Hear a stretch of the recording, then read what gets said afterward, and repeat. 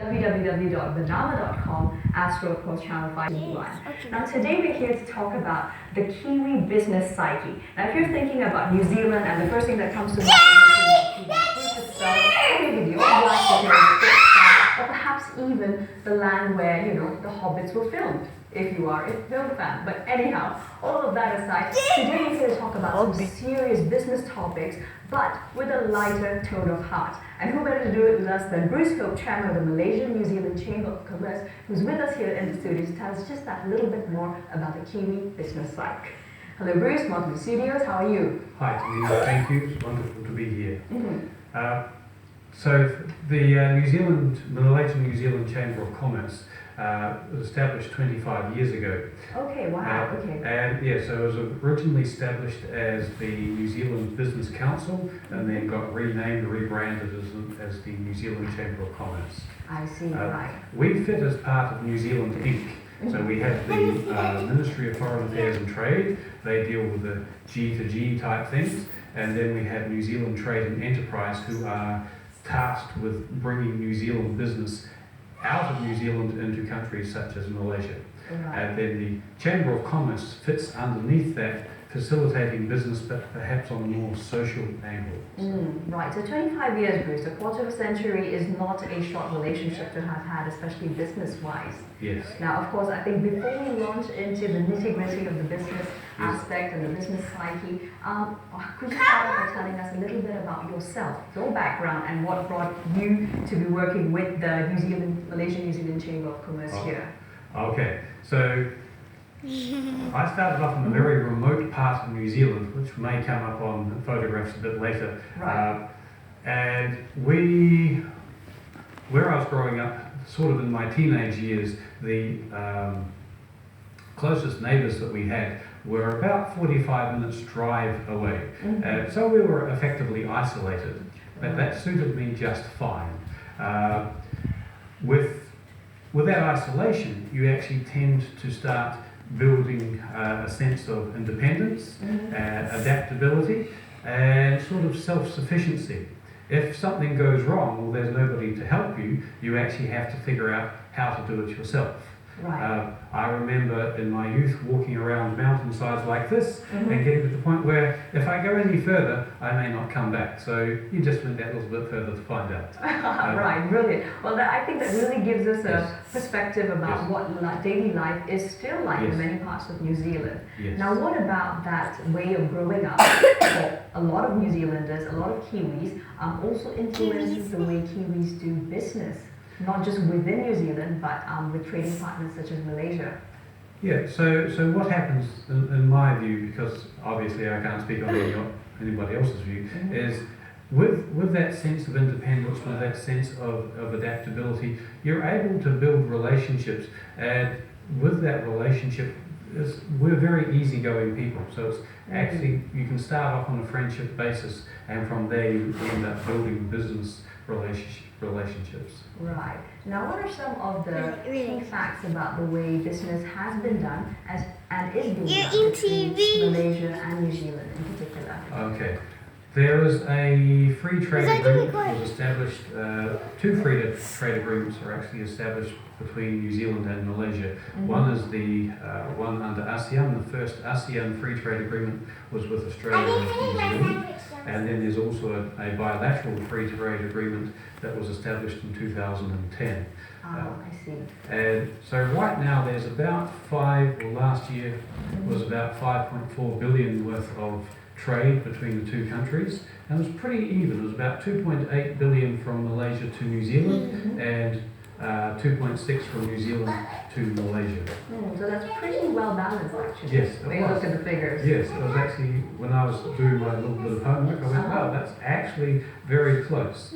The products or the services that are being exported from New Zealand to Malaysia is predominantly dairy. Well over 50% is actually dairy products, and of that it's around 70% is milk powder. So very high. But there are also other things. New Zealand exports things such as wood veneer. We also export steel and obviously kiwi fruit, that's what we're famous for.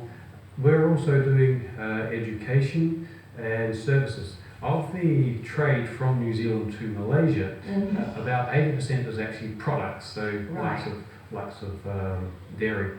There's also the services sector as well, is about accounting for 20%.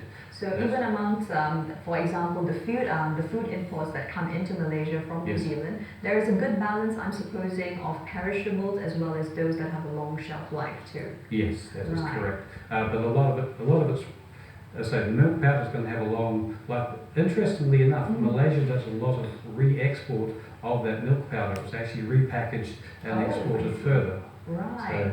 So interesting. So it's also a transit point for New Zealand origin products. Yes. Right. Now, of course, New Zealand is a net exporter of food.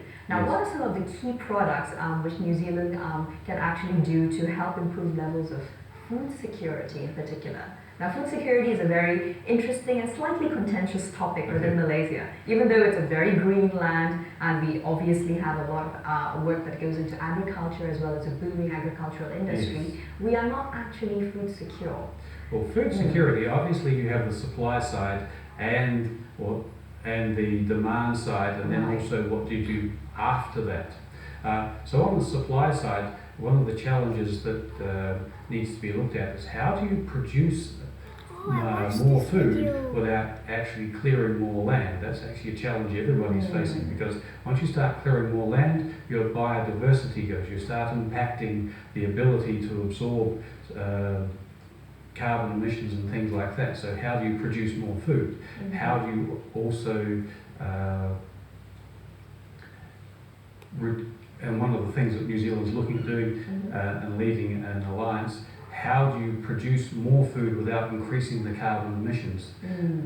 Very true. Now, of course, the general layman perspective or laywoman perspective would be, when I think of New Zealand, I think of red and green lands, I think of, rolling hills, I think of a lot of wildlife, sheep even, farm animals.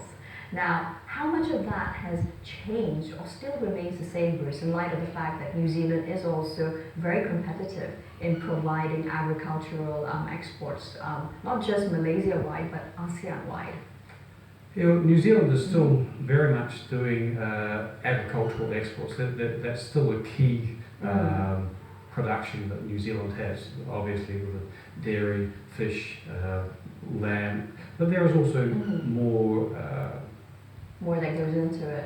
Sorry? There's also more that goes into that. Yes. It's not just the perishables or what comes up or what ends up on your table. It's actually also the post-processing, it's food technology in itself. How do you add value add onto those products? Right.